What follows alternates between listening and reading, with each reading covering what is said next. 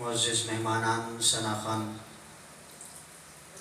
ہماری خوش قسمتی کے بڑے استانے سے قبلہ تشریف لائے ہیں، اور یقیناً روحانیت ایک ایسی طاقت ہے جب وہ انسان کے دل میں سما جاتی ہے تو انسان اس دنیا اور آسمانی دنیا پر حکومت کرتا ہے۔ تو ہم تو اللہ کے ولیوں کے قائل ہیں، اور الحمدللہ تقریباً اکثریت نقشبندیوں کی ہے۔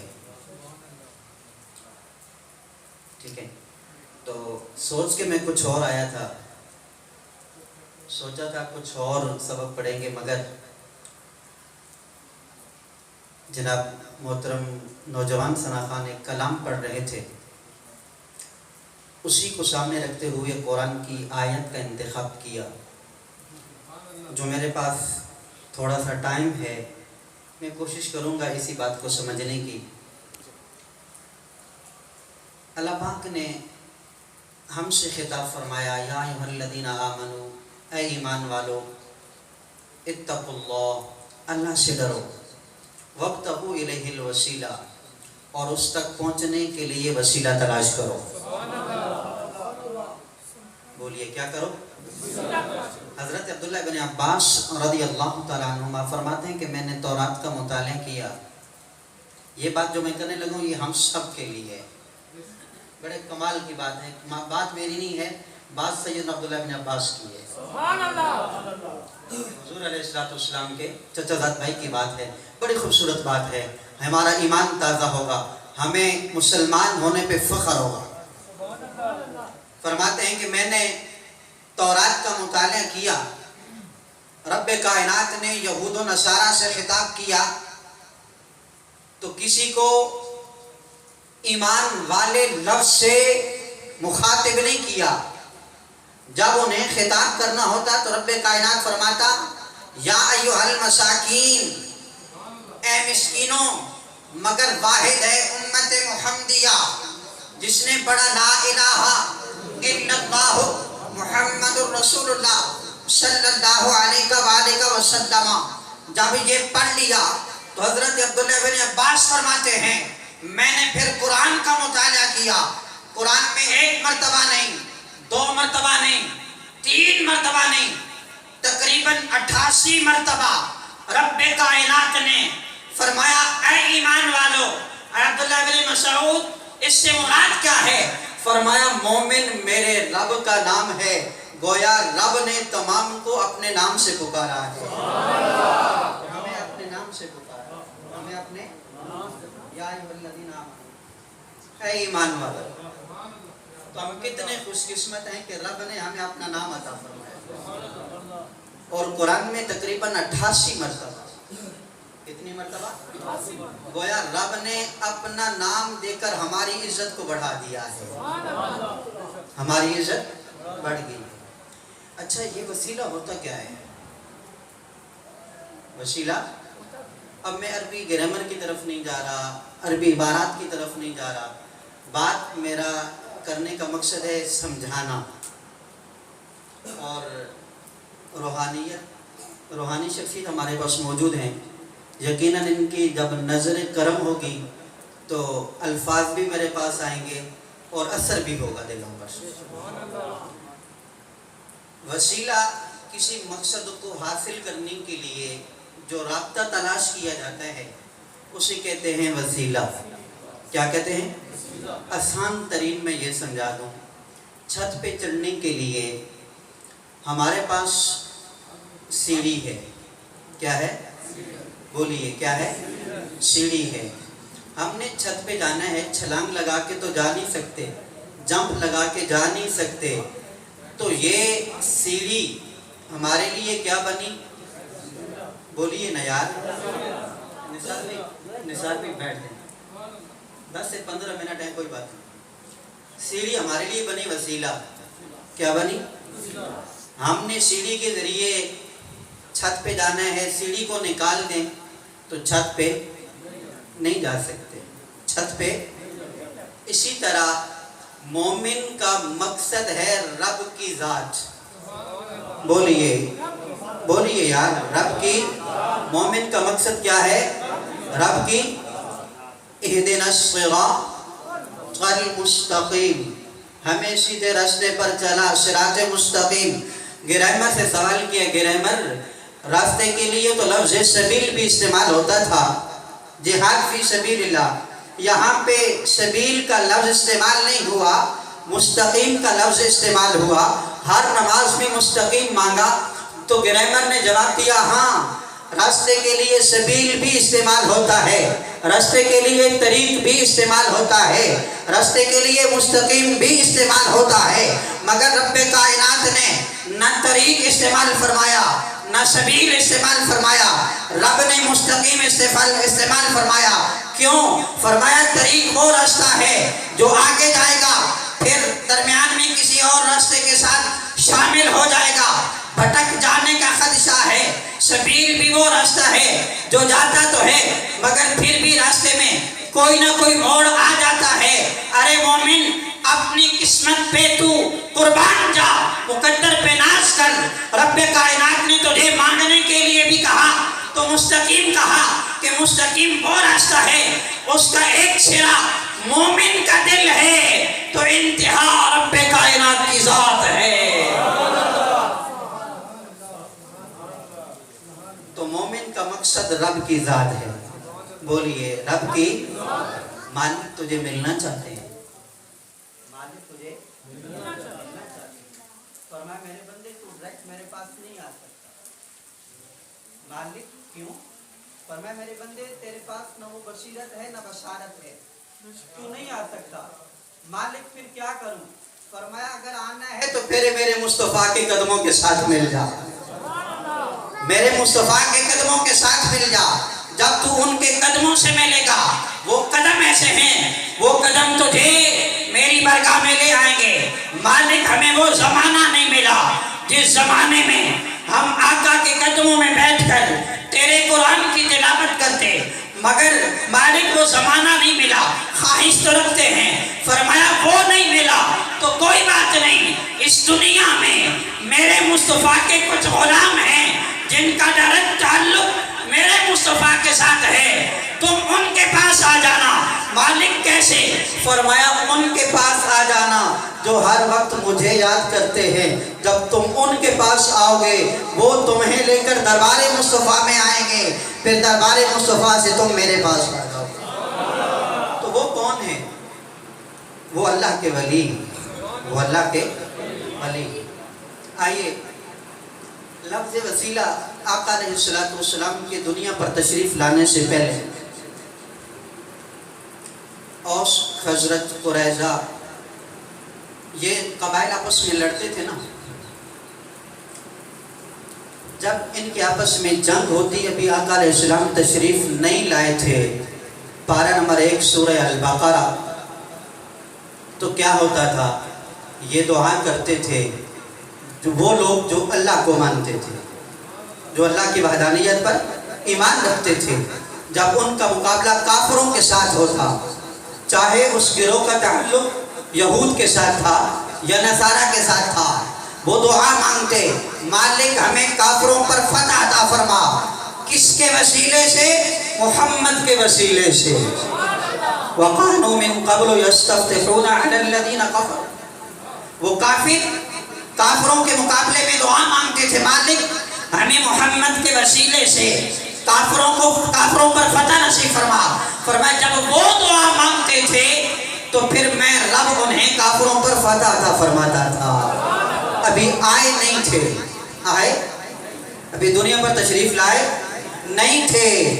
کافروں کے مقابلے میں موحدین محمد کے نام کا وسیلہ پیش کرتے تھے. جب تشریف لا چکے, میں بات کو شارٹ کرتا چلوں گا چونکہ آخر پہ میں نے ایک حدیث پڑھنی ہے. آقا علیہ السلام نے خود بھی سابقہ انبیاء کے وسیلے سے دعا مانگی ہے. یہ جو آج ہم دعا مانگتے ہیں نا, کبھی آقا علیہ السلام کی ذات کا وسیلہ پیش کرتے ہیں, کبھی غوث اعظم کا وسیلہ پیش کرتے ہیں, کبھی داتا علی حجویری کا وسیلہ پیش کرتے ہیں، کبھی اپنے پیر و مرشد کا وسیلہ پیش کرتے ہیں. ہم ویسے نہیں کرتے. یہ سبق ہمیں ہمارے امام الانبیاء نے سکھایا ہے. ہمارا دین ایسے نہیں، یہ وہ دین ہے جو صحابہ کا دین تھا. آقا علیہ السلام کے پاس ایک صحابی رسول آتے ہیں، آ کر عرض کرتے ہیں یا رسول اللہ صلی اللہ علیہ وسلم میری آنکھوں کی بینائی نہیں ہے، نابینا ہوں. کیا ہوں؟ میں مفہوماً عرض کرتا چلوں، نابینا ہوں، میری آنکھوں کی بینائی نہیں ہے. میرے آقا نے فرمایا میرے غلام صبر کرو جنت ملے گی. صحابی تھے نا. کون تھے؟ صحابی تھے. اب تنگی داماں پہ نہ جا اور بھی کچھ ہوا. صحابی تھے نا. صحابی رسول سمجھ گئے. عرض کرتے آقا جنت تو مل گئی، آپ کے قدموں کے ساتھ لگ گیا، آپ کا دامن جو تھام لیا. آقا جنت مل گئی، مجھے اس دنیا پر آپ کا چہرے انور بھی دیکھنا ہے، مجھے دنیا کی رعنائیاں بھی دیکھنی ہیں. آقا دعا فرمائیں میری بینائی لوٹ آئے. آقا علیہ السلام نے فرمایا اے میرے غلام طریقہ میں سکھاتا ہوں، ایسا کر 2 رکعت نماز نفل برائے حاجت پڑھ لے. خلیفہ صاحب کی موجودگی میں یہ بات کرنا چاہتا ہوں. میں نہیں کرنا چاہتا بلکہ میں امام بخاری کی بات کرنا چاہتا ہوں. کس کی؟ امام بخاری کی، امام بزار کی، امام بہقی کی اور سیدنا جنید بغدادی علیہ الرحمہ. بولیے یار، میں قول نقل کرنے بڑے خوبصورت بات اس حدیث کے بارے میں جو بات ہم پڑھنے لگے. وہ فرماتے ہیں کہ جنید بغدادی علیہ الرحمہ فرماتے ہیں جس بندے کا کوئی کام نہ ہوتا ہو، ہر کام میں رکاوٹ ہو، کوئی بڑا آدمی بات نہ سنتا ہو، فرمایا وہ بندہ یہ 2 نفل پڑھ کے جو دعا میرے مصطفیٰ نے سکھائی ہے وہ دعا مانگ کے چلا جائے، اللہ کی قسم اس کی بات بھی سنی جائے گی اور اس کا کام بھی ہو جائے گا.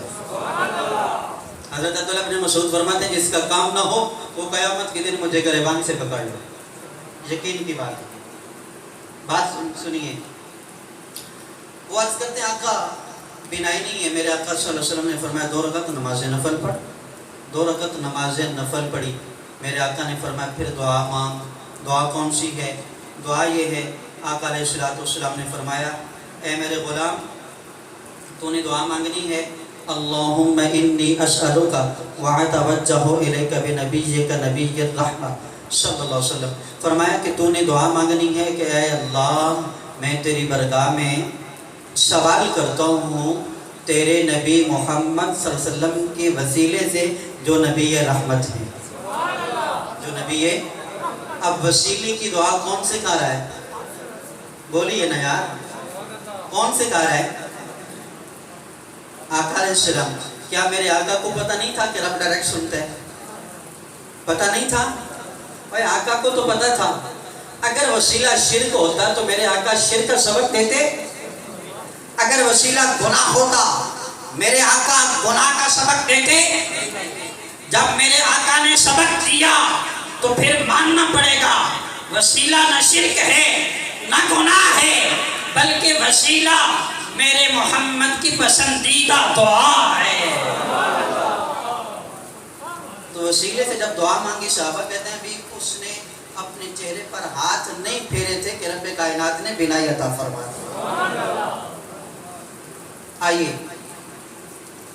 سیدنا علی رضی اللہ تعالی عنہ جو شیر خدا ہے، مومنوں کا ایمان ہے. بولیے یار مومنوں کا. مومن اور منافق کی پہچان محبت علی ہے کہ نہیں ہے؟ بھی علی شیر خدا سے محبت کرتے ہیں کہ نہیں کرتے؟ کرتے ہیں نا. وہ ہمارا ایمان ہے. ہمارا اور بھائی جس علی شیر خدا کو رسول خدا فرمائیں علی شیر خدا اس کو بھی میں نے بھائی بھائی بنا دیا، اس کو بھی بنا دیا. علی شیر خدا عرض کرے آقا مجھے بھی کسی کا بھائی بنائے نا. فرمایا نہیں ابھی صبر کر جاؤ. سب کو بھائی بھائی بنا دیا. مباحثات مدینہ مکمل ہو گئی. ایک علی رہ گئے، ایک رسول خدا رہ گئے. علی شیر خدا عرض کرتے ہیں آقا میں. فرمایا علی شیر خدا ایک میں رہتا ہوں ایک تو رہتا ہے، دنیا پر محمد کا کوئی بھائی نہیں. علی شیر خدا آ تو میرا بھائی بن جا. جس علی شیر خدا کو آقا اپنا بھائی بنائے ہیں؟ بھائی ان کے ایمان کو، ان کے درجے کو، ان کی فضیلت کو کوئی تول سکتا ہے؟ علی شیر خدا کی والدہ محترمہ دنیا سے چل بسی، سیدہ فاطمہ بنت اسد، فاطمہ بنت، بولیے فاطمہ بنت اسد دنیا سے چل بسی۔ اب میرے آقا صلی اللہ علیہ وسلم کے پاس علی شیر خدا رضی اللہ تعالیٰ عنہ حاضر ہوتے ہیں، عرض کرتے ہیں یا رسول اللہ صلی اللہ علیہ وسلم میری والدہ محترمہ دنیا سے چل بسی۔ تو آقا علیہ السلام نے کیا فرمایا؟ علی وہ تیری ماں تھی تو میری بھی ماں ہے، میری بھی ماں ہے۔ اب میرے آقا صلی اللہ علیہ وسلم نے کیا کیا؟ آقا علیہ السلام تشریف لائے، آپ نے تشریف لا کر کیا کیا؟ فجلس عند راسها، آقا علیہ السلام سیدہ فاطمہ بنت اسد کے سرہانے کی طرف بیٹھ گئے، اور بیٹھ کر کیا کیا؟ فقال رحمك الله يا أمي كنت أمي بعد أمي۔ آقا علیہ السلام اللہ کی بارگاہ میں عرض کرتے ہیں مالک رحم فرما میری امی پر، بولیے رحم فرما، رحم فرما۔ بڑے ایمان افروز حدیث کے الفاظ ہیں۔ پھر اس کے بعد کیا ہوا؟ ثم خلع رسول اللہ صلی اللہ علیہ وسلم قمیصہ، آقا علیہ السلام نے اپنی قمیص مبارک اتاری، قمیص مبارک، جبہ مبارک اتارا، اتارنے کے بعد فَأَلْبَسَهَا،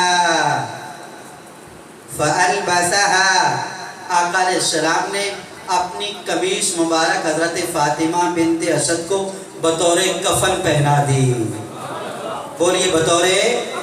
ایک بات یہاں سے یہ بھی پتہ چلی، یہ جو آج ہم جاتے ہیں نا حج عمرہ کرنے کے لیے، آب زمزم سے کفن دھویا لا کے رکھ دیا، کیا ہوگا جب میں مروں گا تو مجھے یہ کفن پہنانا؟ کچھ لوگ کہتے ہیں تم نے بہت بڑا غلط کیا، کفن آب زمزم سے دھونے کا کوئی فائدہ؟ میں نے کہا یار کفن دھونے کا اگر فائدہ نہ ہوتا، کفن میں کوئی برکت نہ ہوتی تو میرے آقا حضرت فاطمہ بنت اسد کو اپنی قمیص کبھی نہ پہناتے۔ جب آپ نے قمیص پہنا دی تو ہمارے لیے دلیل بن گئی کہ برکت حاصل کرنا میرے آقا کی سنت ہے، میرے آقا کی۔ اور اس کے بعد کیا ہوا؟ فرمایا ایاہ وکفنها ببرد فوق فلما فرغ دخل رسول اللہ صلی اللہ علیہ وسلم۔ فرمایا اس کے بعد آقا علیہ السلام فاطمہ بنت اسد کی قبر میں داخل ہوئے، اور کیا کیا؟ آقا علیہ السلام قبر مبارک میں لیٹ گئے۔ میرے آقا کا دعا کر لینا ہی کافی تھا، دعا کر لینا ہی کافی تھا۔ پھر قمیص مبارک بنائی، یہ بھی بہت بڑا عمل، اور اس کے بعد قبر میں لیٹ گئے۔ یہ سونے پہ سہاگا، قبر میں لیٹ جانے کے بعد پھر کیا ہوا؟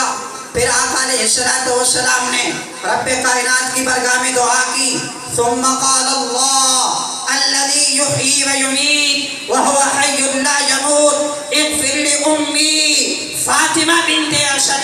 آقا علیہ السلام رب کائنات کی بارگاہ میں عرض کرتے ہیں مالک کائنات، اے زندہ کرنے والے، اے مارنے والے، اے ہمیشہ زندہ رہنے والے، جسے کبھی موت نہیں ہے، اے رب کائنات میری ماں فاطمہ بنت اسد کی مغفرت فرما۔ اور اس کے بعد آقا علیہ السلام نے ارشاد رب کائنات کی بارگاہ میں دعا کی، وَوَسِّعْ عَلَيْهَا مَدْخَلَهَا، اے اللہ میری ماں فاطمہ کی قبر کو کشادہ فرما۔ ہم دعا کرتے ہیں کہ مالک اس مرحوم کی قبر کو کشادہ فرما، اپنے پاس سے نہیں مانگتے۔ یہ سب سے پہلے میرے آقا نے حضرت فاطمہ بنت اسد کی قبر کے لیے دعا مانگی تھی، اور اس کے بعد فرمایا اگلے الفاظ، بس حدیث مکمل کرتے ہیں پھر دعا کا ٹائم ہو چکا ہے۔ حدیث کی ایک لائن لگی ہے۔ اب پھر کیا ہوا؟ میرے آقا نے دعا مانگی، مالک اے زندہ کرنے والے، زندہ رکھنے والے، ہمیشہ زندہ رہنے والے، میری ماں فاطمہ بنت اسد کی مغفرت فرما، ان کی قبر کو کشادہ فرما۔ اور اس کے بعد فرمایا بحق نبی کا، بحق الہی، بحق بنی فاطمہ، یہ جو بحق ہم اپنے پاس سے استعمال نہیں کرتے، میرے آقا نے حق استعمال فرمایا ہے۔ بحق کا معنی ہوتا ہے ان کے واسطے سے، ان کے مغفرت فرما، بحق کے نبی کا، اپنے نبی کے واسطے سے، والانبیاء الذین من قبلی، اور وہ انبیاء جو مجھ سے پہلے تشریف لائے، مالک ان کے وسیلے سے میری ماں فاطمہ کی قبر کو کشادہ فرما۔ تو یہ وسیلے سے سب سے پہلے آقا علیہ السلام نے دعا مانگی، تو وسیلے سے دعا کرنا، وسیلے سے دعا، یہ میرے آقا کی سنت ہے، میرے آقا کی۔ وسیلہ اللہ تک پہنچنے کا ایک راستہ ہے۔ دور صحابہ میں آقا علیہ السلام ڈائریکٹ صحابہ کرام آتے، آقا علیہ السلام کلمہ پڑھاتے، ان کے دل کو پاک کرتے، ڈائریکٹ رب کائنات سے ملاقات کروا دیتے۔ آقا علیہ السلام کے تشریف لے جانے کے بعد حضرات صحابہ کرام، خلفائے راشدین، اہل بیت اطہار، ان کے بعد تابعین، تبع تابعین، سلف الصالحین، اولیاء کاملین، یہ وہ ہستیاں ہیں۔ ہم گناہوں سے لتھڑے ہوئے، گناہوں سے ہمارے دل کی تختی گناہوں سے بالکل میلی کچیلی ہے، نہ قرآن اثر کرتا ہے نہ حدیث اثر کرتی ہے۔ فرمایا جب یہ قرآن اور حدیث تمہارے دل پہ اثر نہ کرے نا، پھر کسی ایسے کو تلاش کر جو تیرے دل پہ نگاہ ڈالے اور تیرے دل کی تختی کو صاف کر دے۔ وہ کون ہے؟ وہ اللہ کے ولی ہے، وہ اللہ کے پیران پیر نماز ادا کر رہے ہیں، رات کے صلاۃ اللیل ادا کر رہے ہیں۔ ایک بندہ چوری کرنے کے نیت سے آگے رہوں گا، آیا تو آپ ذکر و اذکار میں مشغول تھے، ڈر کی وجہ سے صف میں چھپ گیا۔ کس میں؟ مسجد میں آیا تھا چوری کرنے، صف میں چھپ گیا۔ صبح کا وقت ہوا تو کچھ لوگ آئے، کہنے لگے ہمارے علاقے کا ابدال فوت ہو گیا ہے، پیران پیر ہمیں ابدال دیجیے۔ اب وہ چھپا پڑا ہے۔ فرمایا یہ جو صف میں لیٹا ہے نا، جاؤ یہی تمہارے علاقے کا ابدال ہے، لے جاؤ اسے۔ وہ تو چور تھا، کہا حضور میں چور، میں تو چوری کرنے کے نیت سے آیا تھا، آپ نے مجھے ابدال بنا دیا۔ فرمایا آئے تھے، چور تھے، مگر اب نگاہ عبد القادر پڑی تو رب نے ابدال بنا دیا۔ ہمارے دل تو ہمیں اللہ کے ولی کے پاس جانا چاہیے، ان کے پاس ذکر و اذکار کرنا چاہیے، ان کے پاس بیٹھنا چاہیے۔ ان کے پاس بیٹھنے سے اللہ ہمارے دل کو صاف کر دے گا۔ وہی ہمارے لیے اس وقت وسیلہ ہے، وہی ہمارے لیے ایک سبب ہے گناہوں سے بچنے کا، اللہ کی برگاہ میں پہنچنے کا۔